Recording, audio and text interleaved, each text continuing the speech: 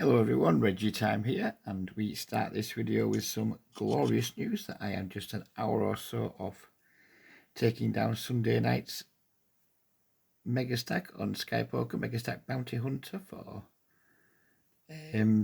400 and something pounds, which is nice, 440 something I think. I think it was like 250 something for the win, and then I got another 119 bounties, so that was delightful. And now we're playing a chilled out little session of cash, just 3 tables, because I've discussed it in videos before, and it's becoming ever more apparent to me that my days of playing multiple screens at once, like up to I think 6 to 8, are a long way behind me if I want to produce my best. I can physically cope with that many screens, but my game just it isn't particularly good when I do that. It kind of goes into tight passive autopilot mode, miss value. I end up getting lost in hands and paying off when I shouldn't pay off, and I just do not produce anywhere near my best. And that's not good, is it? It's not good to not produce your best or try and get somewhere close to producing your best. I think we're going to bump the ace jack up here out of the small blind versus 2 limps. So I end up just like giving up too easily, missing value, kind of giving up, then hitting a piece and not really being very aggressive, and then just guessing and check guessing, and just not playing anywhere near as well as I know I can. So, and given that I'm just playing as much for pleasure now as anything else, I just want to play well when I play, really, and not overburden myself, and I just take what comes in terms of, do I win or not at the end of the month? I mean, I expect to if I'm playing my best. But yeah, if I don't, then I don't. I'll live with it. Get the fold there with the ace jack. But I expect to. These games are plenty soft. It's going to be incredibly rare that I have a losing month. And yeah, I think I'm more likely to have a losing month. I mean, I've been known, even just like as like 9 months ago, to have 2 tablets of 4 tables in each running, and I did okay. Don't think I played stellar poker, but I didn't need to because the games are so soft. Now the games are still so soft now. I'm gonna fold the king jack off, but I don't know. It just doesn't seem to be something that I'm particularly adept at these days. And I want to play well. When I play, I want to play well. I want to enjoy myself. I want to feel like I'm making good decisions. I want to feel like I'm thinking through hands correctly. And also, I want to play a few more hands. I'd probably rather play 3 tables where I'm comfortable opening more hands from all positions than play less tables, play fewer hands from all positions, and have it just be kind of like a robotic experience where I'm just like, oh, ace jack suited raise, or like 10-7 suited, and fuck it, too many things going on, fold. You know, when there might be, I might miss, there's like a efficient blind, or I might miss someone's limp that we could isolate. I think like the extra tables, they maybe add a tiny bit to my hourly over like the really long term. But the extra bit of hourly maybe I make with the extra bit of rake back isn't, in my opinion, doesn't feel, well, I don't know. I don't know. I haven't got the data, but it doesn't feel specifically big enough for me to want to sacrifice the pleasure I get from playing. This hostess, the game is tagging her or him as a wannabe pro, but from what I've seen so far, they don't seem too positionally aware. They're making this $2 race size all the time, which is like 3.3x. So I'm not convinced. I think we might need to start digging out a few like 3 bets versus this person, because Feels to me they're opening a little bit too wide, using just a little bit too much of a large sizing. So that's something we'll keep our eye on for the rest of the video. It's currently 20 to 3 in the morning, so I'm not going to be playing super late, but I did want to get the video out. I'm feeling good. I won the Mega Stack. I wanted to get a video out Monday. This is the best time to record one, to get one out, so probably going to go for another, I would say, 35 minutes, and then we'll see how we're going. If tables are good, if people are kicking off left and right, and we've been doing well, we'll maybe extend the session.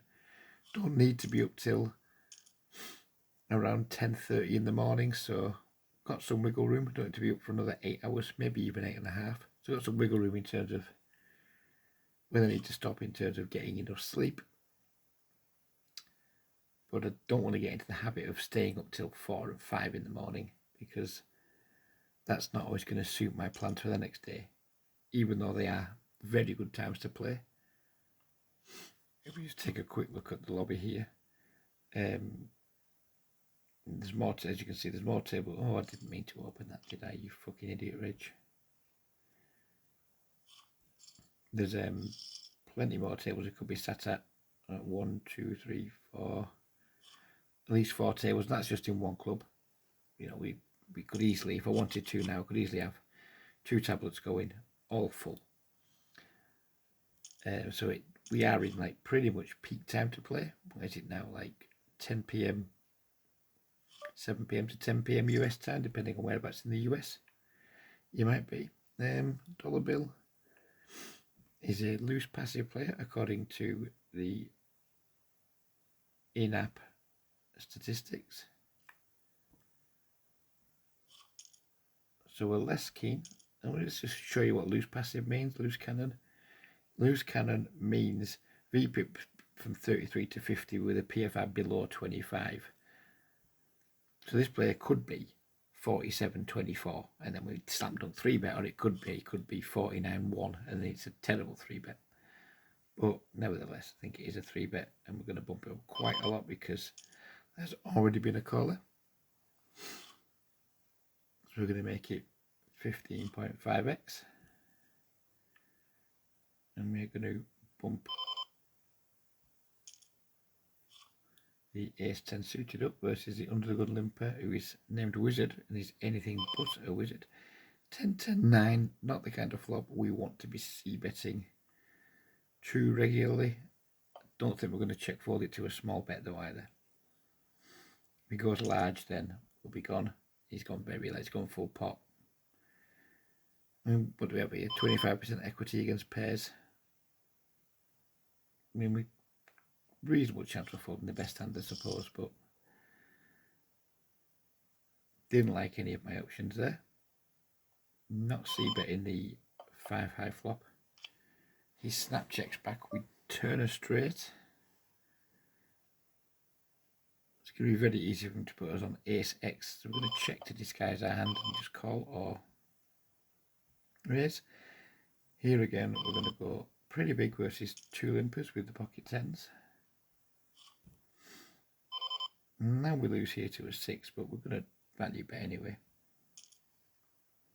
Just hope he finds something to call with that we beat, and he does. One caller from the big blind with the pocket 10s. Not a good flop for our hand, but I think it's a board that we're just going to see bet small and frequently. So we'll say we kick it off with a $3 bet. We're probably kicking it off and closing it out. We can't see us putting much more money in if our opponent continues, unless we turn the green 10, but it doesn't matter now because he's folded.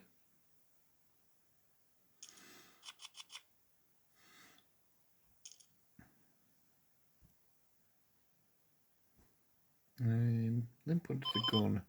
Someone named Ben CB, who is obviously at least familiar with poker coaches, has isolated small from the bun. Not fond of his isolation size there. Pretty sure that the real Ben CB wouldn't be advocating making it 2.5x over a limp. Just checked, he's tagged rock, which means knit. But we're not going to fold top pair to half pot for 1 bet. 4 on the turn. I think we can probably safely check fold this to a double barrel. Not because I think they've got a 4, just because I don't think Ben CB double barrels here with something worse than a pair of aces. It's incredibly unlikely if he is a nit. And even if he's not a nit, you know, basically the 4 doesn't really change that much from the flop. And I'm just not convinced people double barrel on like ace jack 4-4 boards. Maybe they pick up the flush draw and sometimes do it, but competent regs double barrel in those boards in multi-way pots. How often is it? Light? Not very. I'm not even sure how often it should be like either. Maybe that's just a spot where even like good players and solvers just say, like, you know, we've been called in 2 spots. Board's not good for our range. Sorry, the turn's not good for our range, so we can just shut down. Could have been a cool spot to lead out sometimes, because when the bottom card pairs or the middle card pairs, it's never a bad idea to think about leading out, but I don't think we get an ace to fold. I don't think we get value from worse. Let's start this with a bet with our top pair. Dollar bill, a loose passive player calls. What's this player in the big blind? What does the app tell me about him? Oh, he's a super loose pad player. We're just going to keep blocking here with our top pair. I'd rather bet small and check.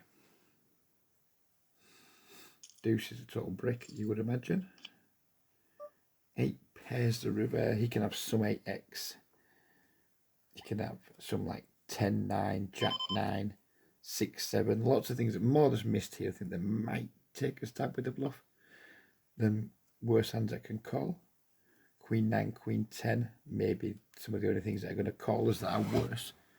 So there's more combinations of hands that he might bluff with here than he could call with. And I think we just need to call this because we've already explained why I think we need to call. Sadly, he rivered quads, which is very nice for him.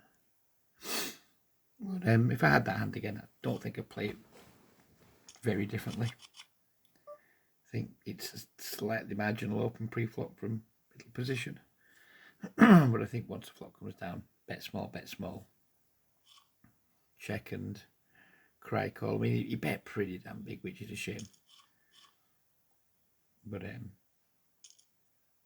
yeah, I don't think I'd change much about that. I'm not unhappy about that. I'm happy with the result, but I'm not unhappy with the line that I took.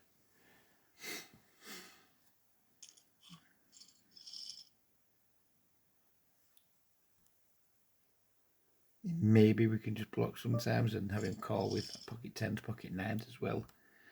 But I think on balance of like the stuff, if we did bet there, like with the plan to bet fold, I just don't think we have to go really small to get called by enough hands that we want to be called by. And that does open the door to him bluff raising with all the missed gut shots and open enders that he can definitely get to the river with in the same way. I actually did I might have mentioned this in the previous video, I'm not sure.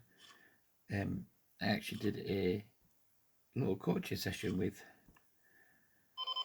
a player who plays on the apps, amongst other places, over the weekend on Friday afternoon, and I really enjoyed it. I'm not putting myself out there saying, look, I'm going to coach you again, because the way I felt about an Ultimate Hold'em until recently has been not that positive. I had a very honest conversation with him when he approached me, saying, look, I'm not sure I'm the man to be coaching anybody, but he was just like, well, no, I like the way you talk about the game. He's in a Discord, he sees me chatting poker, he's on the Facebook group, and he said, I think from what I'm wanting from doing a session with you. I think you can deliver it, or worse to that effect. He didn't put it like that, but you know what I mean. It's pretty much saying, look, I don't want the whole GTO schmoozle. I just want someone to help me learn to think in a better way about how to approach hands. And yeah, he seemed to really enjoy it, which is good. I didn't charge him because it felt a little bit dishonest to do that. But he has said he wants to do some more and he's willing to pay. So that was quite reassuring. That I can still give value for money, even if it's not something that I'm desperately keen to get back into. A double here with our open ender versus the under the gun limp. And I think we're going to triple now.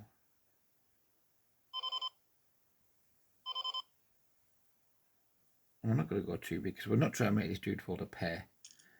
Trying to make him fold draws that are better than ours that I was high carded. Pocket eights, fair dues. Won't ever try to get him to fold a hand like that. Wasn't ever trying to make him fold a hand like pocket eights.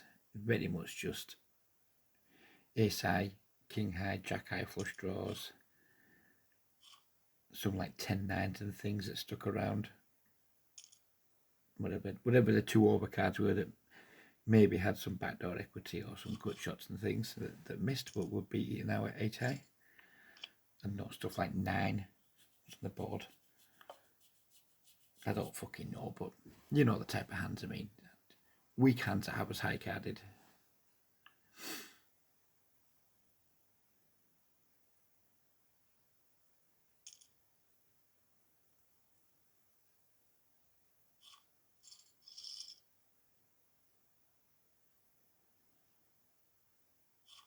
This Pavel Nedved is a regular.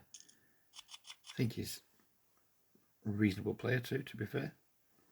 Probably of the regs I've noticed so far in these games since I've come back to them, probably the best I think that I've come across.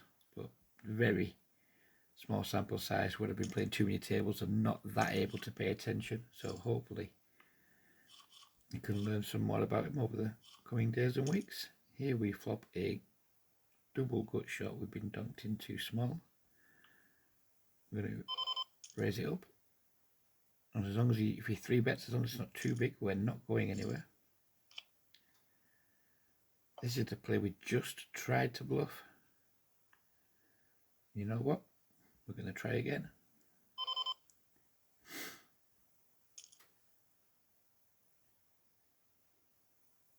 We can represent a lot more strong hands this time. We raised pre-flop, we've raised the flop, we've bet the turn.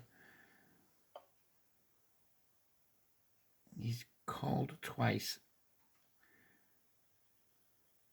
I think we're giving up here. I think we're giving up. Don't think he calls a turn with the queen. He's going to be very like ace-x dense here. He was, and he was never folding that hand. So again, quite like our line. Used our equity to try and be aggressive, and then kind of identified, well, this is probably a give-up spot. Whereas I think the previous hand, I don't think the river was a give-up spot because it was a significant overcard to the board. This guy's going to give us some trouble, isn't he? I can just tell he's going to be a pain in the bum. Don't think Woot is a 3-bet shoving type, even though he's got a nice stack for it. Oh, he's a table sheriff, according to the table, according to the app. Well, we've just been caught bluffing this guy twice, so we better make sure we bet top pair for value.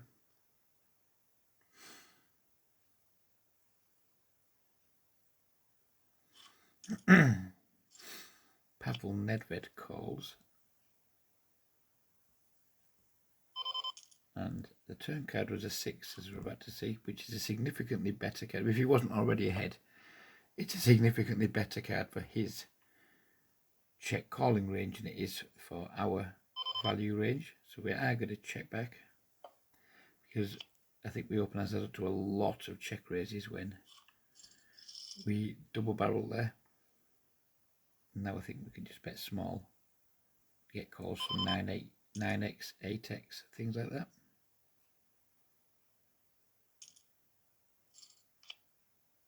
Or the same hand.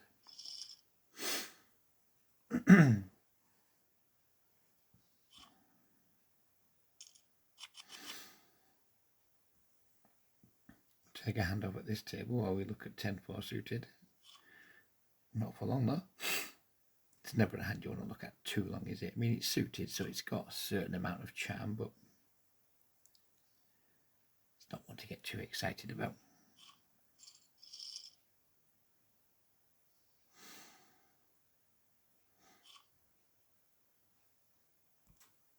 10-6 off is going to go the same way as its prettier, slightly smaller previous incarnation on another table.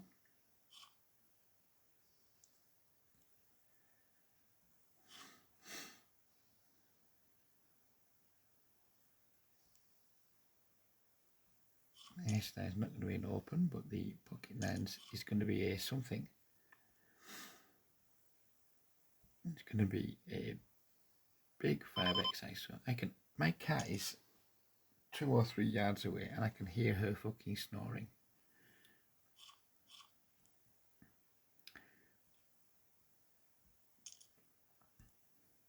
And we take it down with the 9s. Very surprised that somebody with a Table Hero label found the limp fold there.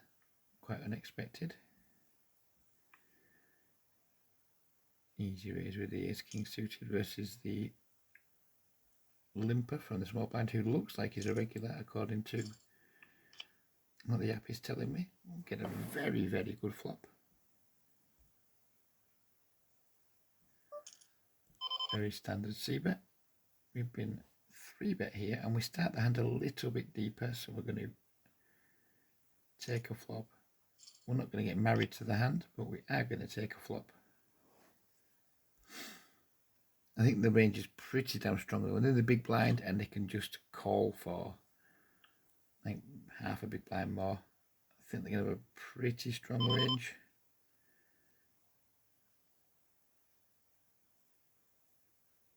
I'm going to make them work for it one more though. I'm going to make them work for it and make them put one more barrel in.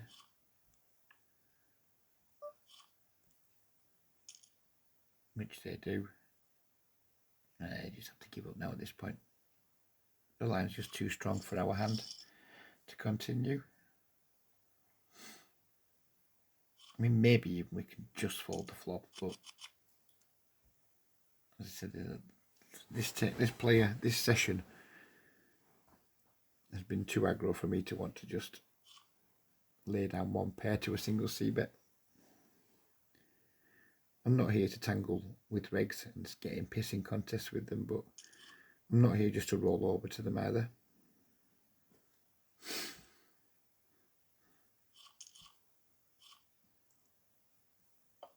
Big blind special flop, please. Nearly. Flop a gut shot and a backdoor flush draw. In a limped pot, the betting leads up for grabs, so we'll take a little stab.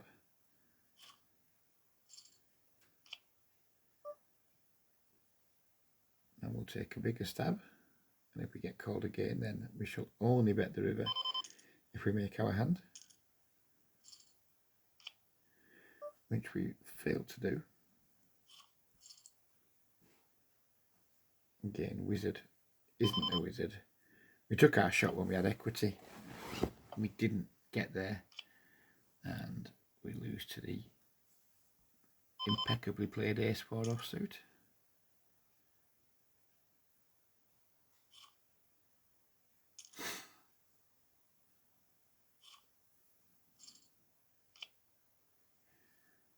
A top pair against a weak, tight opponent.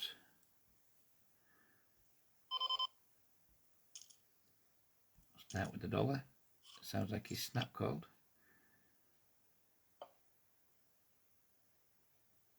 I'm going to go 3 streets, relatively small here, I think. I don't think he has a better ace than us pre-flop. That spade might slow me down.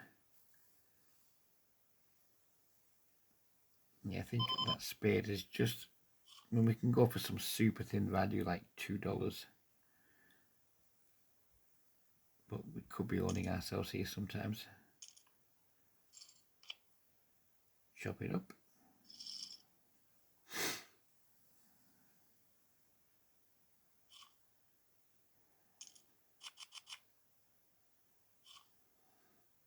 Ace 10 with 2 regs in the blinds. No, thank you.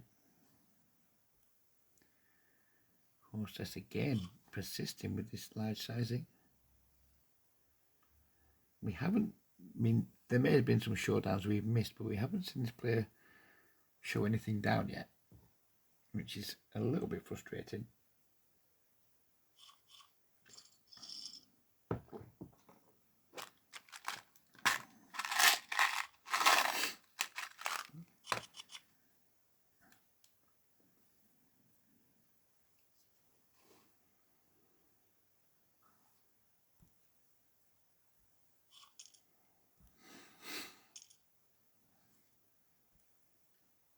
King Deuce versus 2 limpers. No. Right, let's keep our eyes on Hostess here, who appears to be somewhat out of line.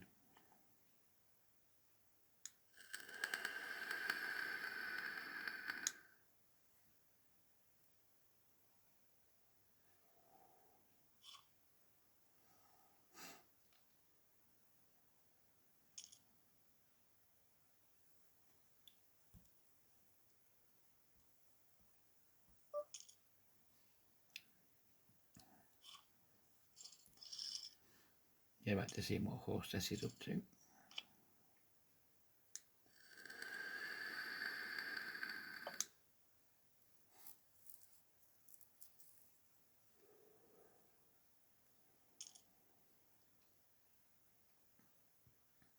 Pretty small donk bet from a weak type opponent, so if Hostess is aware of that, it's going to keep him or her honest. Wow.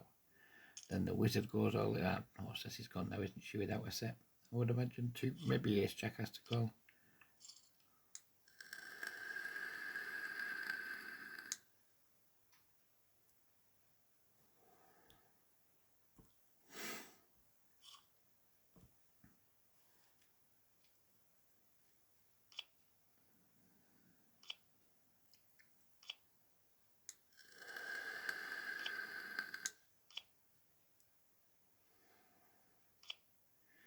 And the Ace Jack wins 2 from 3. So with the Jack 10. Which doesn't seem fair. But there you go. Life isn't fair, is it? If life was fair, I'd have a much bigger penis. Wizard should obviously just 3-bet the hand pre-flop. So the kind of a master of their own downfall there, really. Although, who knows, maybe the Jack 10 still calls.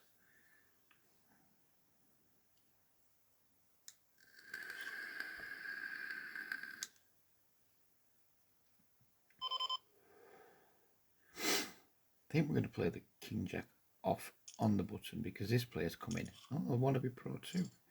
Hasn't struck me as somebody who deserves a wannabe pro tag just yet, but again, it's not always the easiest to pay attention when you're switching between tables. To defend this versus a player that's pretty wild. Trivial fold with the Ace Deuce, with the King Jack, sorry. Flop an ace, so we're going to be check calling probably 2 streets.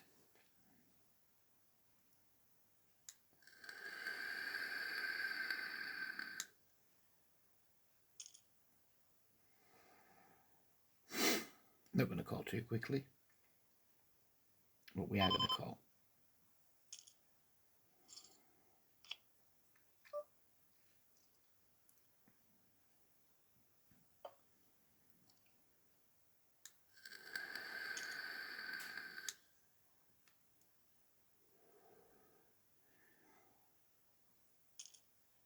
Probably check folding rivers. That's not a good river. I don't think the king hits him, but it's going to slow down a lot of his bluffs probably. Is not going to be too hard for a player that isn't probably a really big thinker. It's not going to be that hard for them to put us on a flush, and now he does upsize. So we're going to let it go. Stick around, see if he does a show. King. Well, we were beat, but not in the way that I thought we would be beat.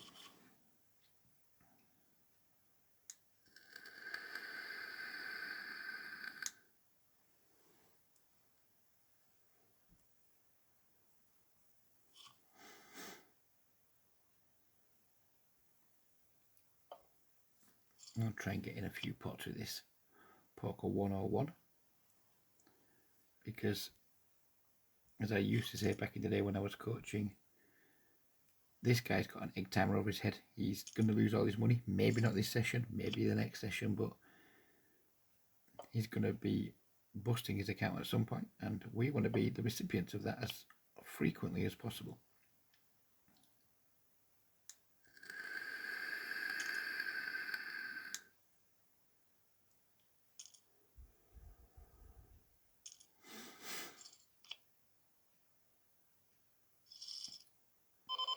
Oh, Ace King was too busy watching out the other hand. We're going to bump this one up over 2 limpers to $4.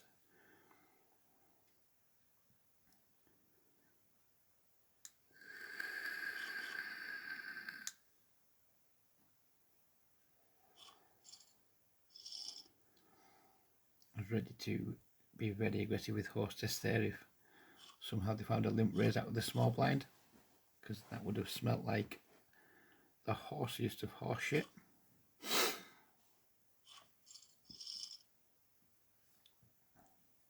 Interesting in a moment. Well, it would have been had Hostess have raised the button with us with the ace-9 suited, but as played now, it's just an easy call against the wizard. King Jack is just going to be a check. Queen 9 is going to be a bottom of range open. Ace-9 flops trips. We're checking because we weren't the pre-flop raiser. The gut shot is going to bet. Moon doesn't like folding to us, we know that much. Turn the nuts.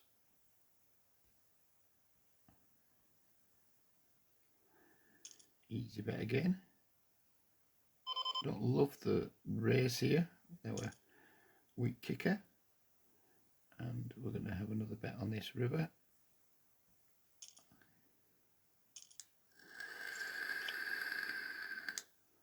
And win, which is nice.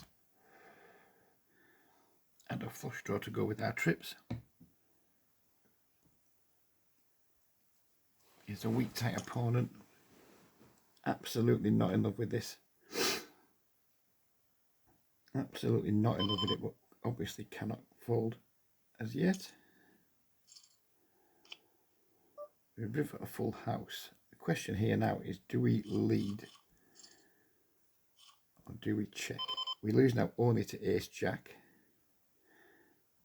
I'm going to like put a little blocker out here. And when don't think we're folding to a raise when we only lose to literally Ace Jack. If we've been cooled, we've been cooled. Maybe we have been. Maybe we have been. Can't fold though. Nope. Our block bet decided to go for a very thin value raise. Very thin value raise. And he was pleasant enough to say nice hand. So we will certainly be pleasant enough to say, oops, thank you, thank you.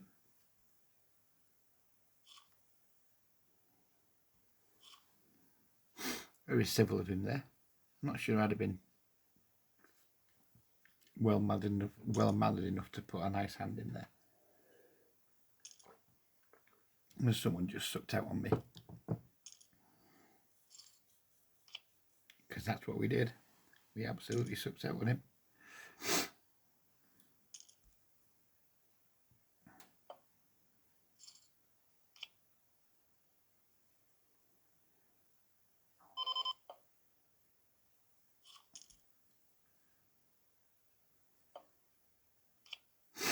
always feels kind of slimy leaving the table not long after winning a large pot.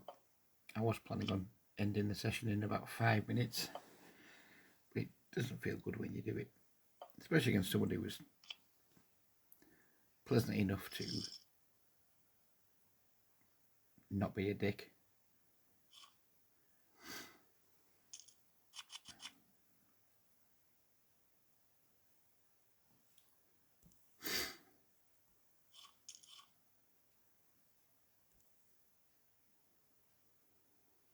Quad Daddy. I don't think we want to try and isolate with the ace-8 offsuit. Not doing anything with the 9-6 suited from the small.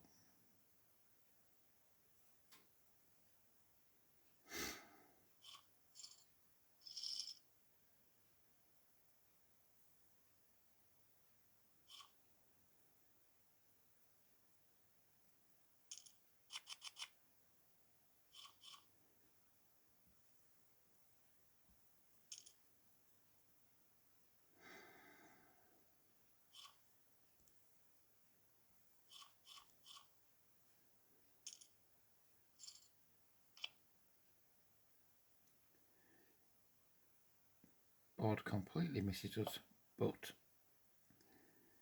I think it's a mandatory c-bet on an ace-high flop.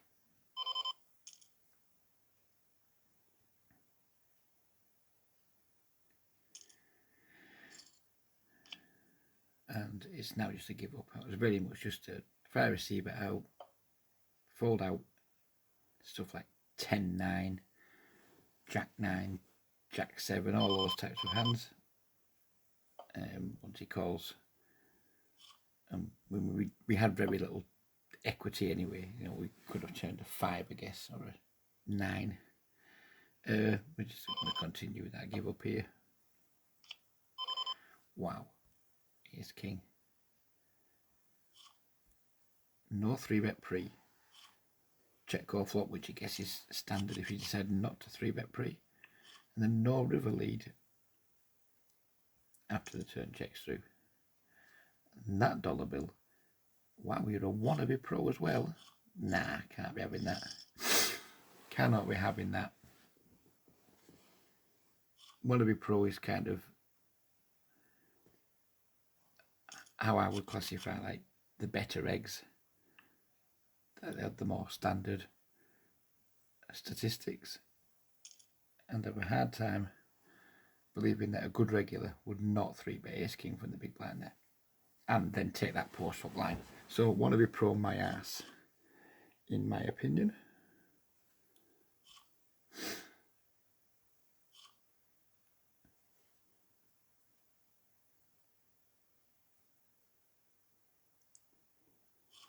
Wonder how we're being described at the tables. We're going to wannabe pro here.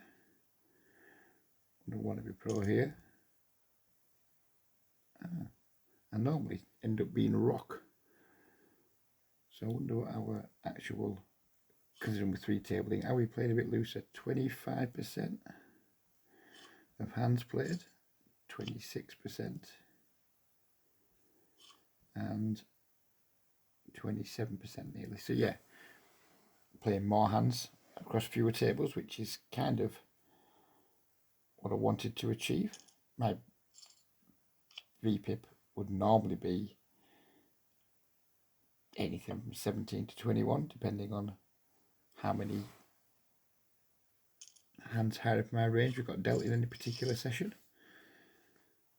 So we're accomplishing the play some more hands, try and make the most of what I perceive my edge to be.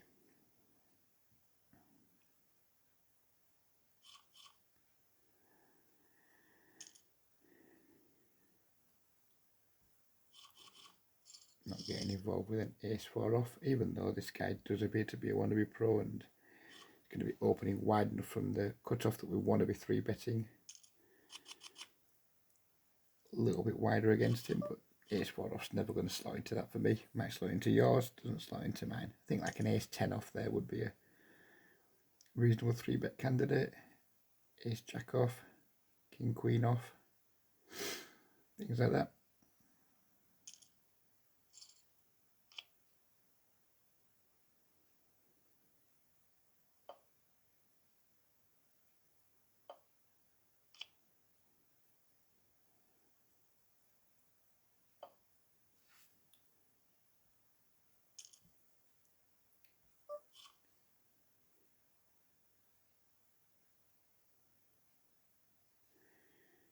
think we'll stick to the plan and just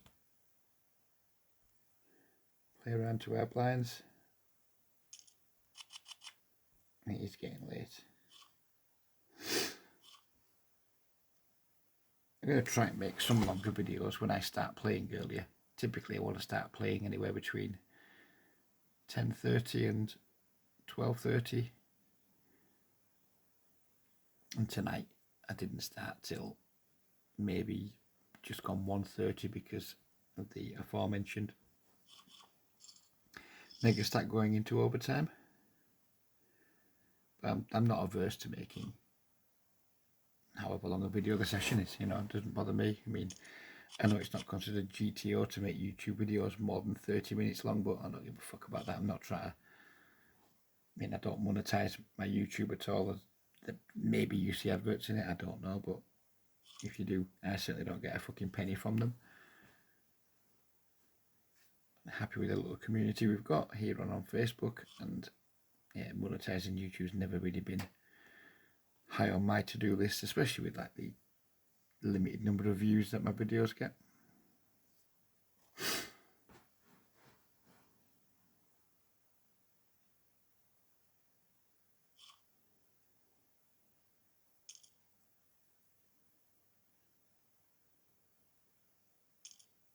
So I think, what would a goal be for March? Because we're just about to kick March off now.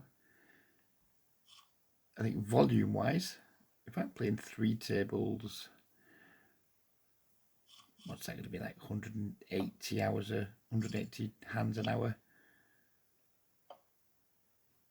So say on average 500 hands per night or per day. Yeah, we're not going to get much past 15,000 hands, I don't think. We'll look at the end of the month. Anything more than 15,000 hands I'll be pleased with. And then we're going to probably play another 10,000 hands or so on PP Poker of some of the more random games that I get involved in, like the PLO 5 and the short deck. So yeah, 25,000 hands in a month for a really much part-time poker player now. I'll take it. It's 250,000 hands a year, isn't it? Although there's probably some guys out there putting that many hands in a fucking month.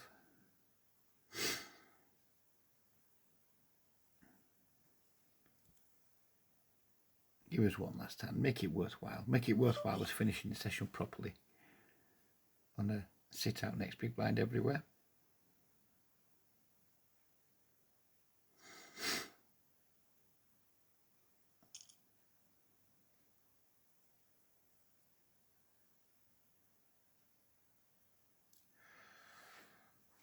Oh dear me. I think it's going to be a packet of Snacker Jacks, a low calorie brownie, a vape, a last minute browse of the internet, and then Betty Bows for Reggie, I think.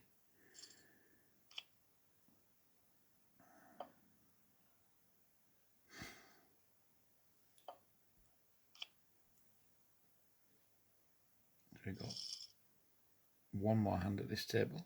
Is it going to be worthwhile? Is it going to be worth waiting for? No. And we've got one more hand to come at this table.